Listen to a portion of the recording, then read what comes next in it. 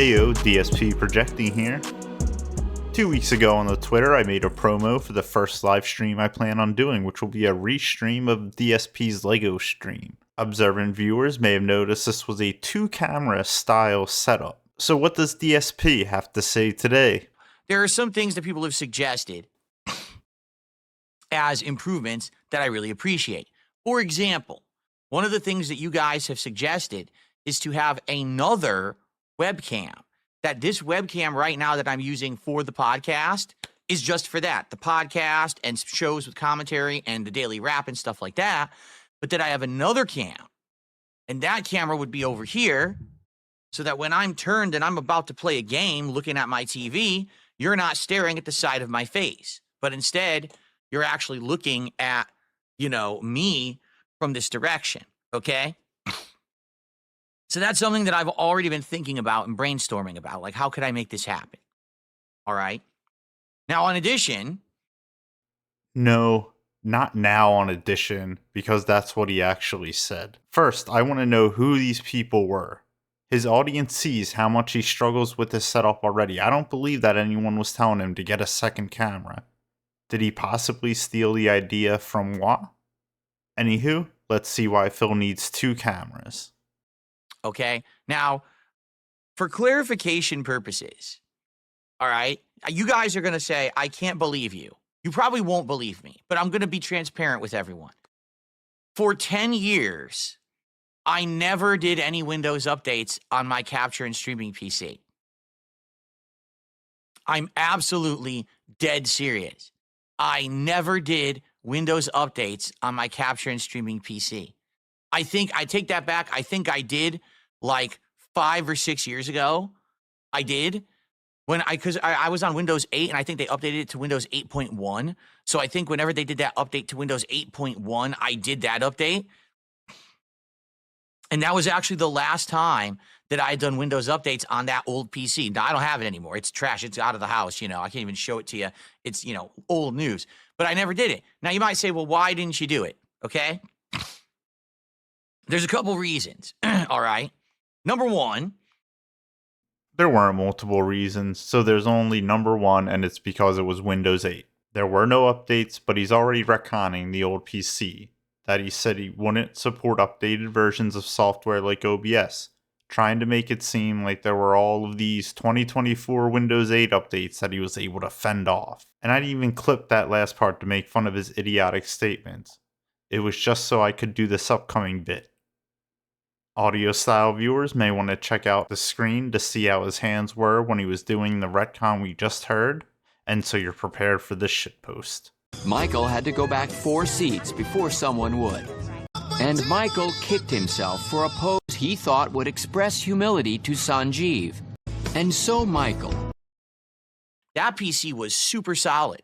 It was. It never had an issue. So because of that, why am I putting in Windows updates? Because there were no Windows 8 updates to, and I quote, put in. I will entertain the second reason though, just so I can debunk the whole book smarts versus street smarts nonsense. So why would I care about the Windows updates? So that was number one reason why I didn't do it. The other reason was, I know for a fact from previous experience that Microsoft is not street smart. Here we go again. You love my memes, don't you? So my meme, book smart versus street smart. Book smart. I know everything about lines of code. I know how to program myself out of any situation, and I can implement this elaborate situation and this elaborate solution to any problem. That's great. But then when you implement it, everything goes wrong. Because you didn't test it, because you don't actually have real life experience in the world where that application gets executed and used for daily work. You program it, but you don't use it. So you're book smart. You're not street smart. The street smart people are the people out there in the world using your crap every day to make content. Those are the people who understand the caveats of the things in there, the ins and outs, the things that really work and don't work. That when you flip this switch, this thing breaks. They know that, and you don't, because all you do is code. You don't live in the real world with the rest of everybody else. I think he's probably confusing book smarts and street smarts for back end and front end experience, respectively, probably because he has neither book smarts or street smarts. Coders are familiar with how things work on the back end, and creators like Filbert and I would be front end users who actually use what the coders work on. Some level of so-called book smarts is probably required for coding. It's complicated stuff. But for an intelligent style individual like myself, in this situation, I would consider street smarts to be someone who's able to use their own experience and knowledge to successfully overcome challenges they experience in software. It seems like DSP consistently confuses street smarts with bare minimum competence. No other creators that I watch have these many tech issues, and that includes Feudy Beauty, who has filters constantly running in her setup. They have a much higher uptime percentage than DSPgaming ever does. This next clip is going to be a bit long. If you've already seen it, feel free to just fast forward till you see DSP projecting back on the screen. My logo, that is, not actually DSP projecting. I wanted to include the whole thing to really give context to my cat must be miserable being married to Phil rant that's coming up afterwards. And then, my wife decided she wanted to get the update for Nintendo Switch so she could play the second half of Mario Kart 8. What am I talking about? Well, when you buy Mario Kart 8 Deluxe on the Switch, which is full priced, I want to make this clear, it's $60, okay? It's a full price game. You get the base game that was included on the previous version on the Wii U. You get none of the expansion content whatsoever, despite the fact that the game is 10 years old and they already charged you full price for it. I wish that Nintendo was not a bunch of ripoff artists out to nickel and dime their customers, but they are. They just don't care about you or your value proposition of buying anything. They really don't. They just want to make money. And it's pretty sad because I wish that Nintendo was more consumer focused, but they're not. So she had bought Mario Kart 8 Deluxe, played through the first 10 to 12 circuits, and the other circuits are there. They're in the game. They're literally right there installed. And if you click on it, it says, oh, if you want to play the rest of the game, you have to spend another $50 to get the Nintendo Online Elite Plus service to access this content. But I bought your game. Oh, well, half the content's not included. This is Nintendo, remember? Oh. So she looked into it, and basically it's $50. You can't buy it for a month. You have to spend a year. $50. It's the only way to get this Nintendo Online Elite, okay? So what do you get for it? Well, you get online play. Big whoop, right? You get the second half of Mario Kart 8. You also get expansion content for Animal Crossing, which we still have. She just hasn't played it in years and years. But also, you get access to the Nintendo 64 virtual suite of games. Now, for those who maybe don't know, when you get Nintendo Online, the base version, you get NES and you get Super NES games. And you can emulate them, just play them and emulate them with save states and everything on the Switch. So that's really neat. And I've played through some of those and they're really good. They run well and everything, okay? So she's looking at this and she's like, well, I really liked the first circuits, but I really don't feel like I got $60 out of this game, and now they want me to spend another $50 to access the next half of the circuits. And the other thing that's tempting her so badly is that she played Mario Kart Tour, the mobile game, years ago. And she really liked Mario Kart Tour. She thought it was fun. And she's like, man, I would love to play that in the real game with controls that work instead of touchscreen. So she's being tempted, right? And then she finds out, oh, well, the Nintendo 64 games, what is there? And she's like, whoa, Ocarina of Time? That's her favorite Zelda game of all time. Mario 64, she used to play that on N64 in the 90s. She loves it. So she's like, all right, I'm going to do it. I'm going to bite the bullet. I'm going to spend $50 and we're going to do it. So she spent it. She starts playing Mario Kart. It's great. The second half of the game is actually quite good. She liked it because it has now the World Tour mode, and there's new stages. There's this one set in Japan, supposed to be like ninjas and Japanese pagodas and shit. It's really well done. So she really is enjoying the second half of Mario Kart 8 Deluxe, even though she had to pay $50 for it.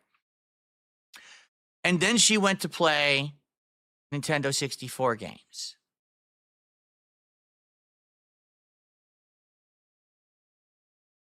I literally can't believe what I'm about to tell you, okay? I can't believe I have to say this, all right? Nintendo ripped everyone off. Completely, utterly, 100%, they ripped everyone off with the Nintendo 64 emulation. All right? 100%, matter-of-factly, indisputably, it's a complete and utter fucking ripoff. Okay, so why is it a ripoff? Right? Obviously, I better justify my words. I can't just say that kind of stuff, right? Well, if I could find the Phil's Day Off screen to go back to, I would go to it. I wish that I had mapped that as a button, but I didn't. I'm literally still looking for it. I'm still looking for it. There it is. I'm going to map that eventually to my Stream Deck, okay?